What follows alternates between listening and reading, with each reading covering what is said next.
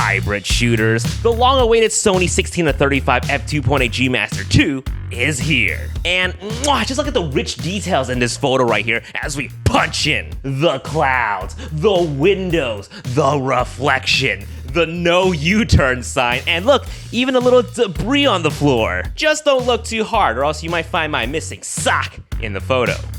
The corner-to-corner sharpness and the minimal distortion at 16mm are just excellent. And whew, look at Vivian's eye right here. So sharp that it's cutting in to my own retina. Coming in at 547 grams, this is 20% lighter compared to the version 1 and also 10% smaller. And that's probably gonna be the biggest selling point of this lens since we already know G Master lenses are top-notch in image quality and in price. They don't call it G money for no reason, okay? So instead of blasting you with day one information you already know, let's talk instead, should you buy it?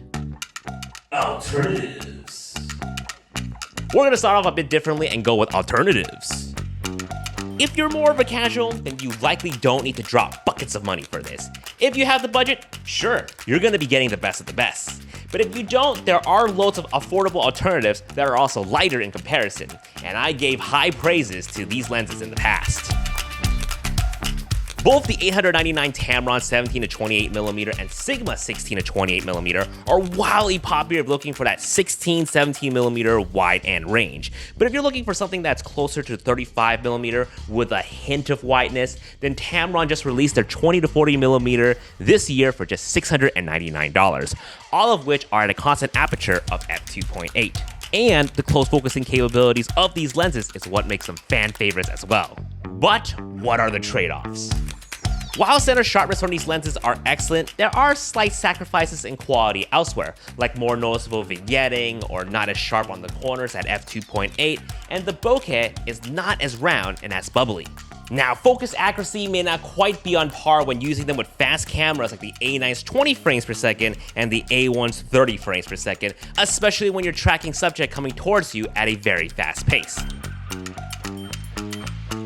Okay, need to catch my breath. The main reason why fast action photographers want to get the latest Sony lenses is because of the extreme dynamic linear motor that allows for insane pinpoint focus accuracy, which the new 16-35 G Master 2 has 4 of.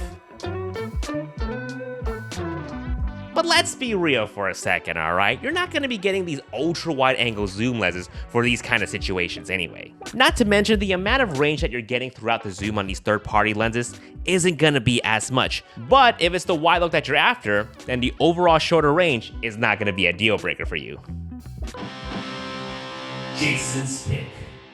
In that same regard, I own the version 1 of the 16-35 G Master in the past, and I've always found myself using it on the widest end anyway. And because of that, 2 years ago, I switched to the 14 G Master f1.8, and it's been amazing. It's lighter, wider, smaller, and even faster. The f1.8 comes in clutch for low light. And it's been my favorite gimbal lens to use for my travels since. So if you still want that G Master quality without the additional reach, the 14 G Master f1.8 would be my top recommendation. Minus the fact that you can't screw on an ND filter in the front and forced to put a tiny ND rectangle in the back. That's just minor.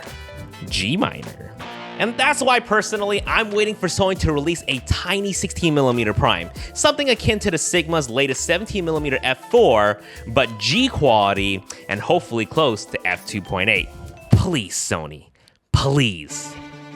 Why you should get the G Master 2? Well, let's say you do want that versatility, then this lens right here, yeah. You want to get this one. 16-35mm is a hefty amount of range, and you can get really different looks at 16, 24, 28, but especially 35mm. 16mm, not only great for showing something vast like these tall buildings right here, but also good for these tight and cramped spaces. Rotating over to 35mm offers a nice change of pace with that slight compression, making this also great for environmental portraits and for street photography. And what's new with this version 2 is the close focusing capabilities. Not macro close, but decent enough to get some interesting shots, which adds to the variety and the overall flexibility of this lens.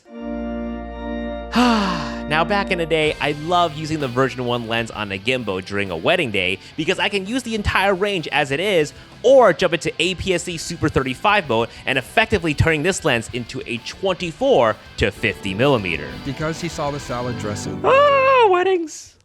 So I guess in some weird way, this is a 16 to 50 millimeter lens. And the version 2, being lighter and shorter, places even less stress on a gimbal when you shift across the range without needing to rebalance the entire setup. For my video shooters, pay attention to the corner right here. Focus breathing is much better control, and this is before turning on the camera's breathing compensation. And turning it on, wow, barely moves. To buy or not to buy?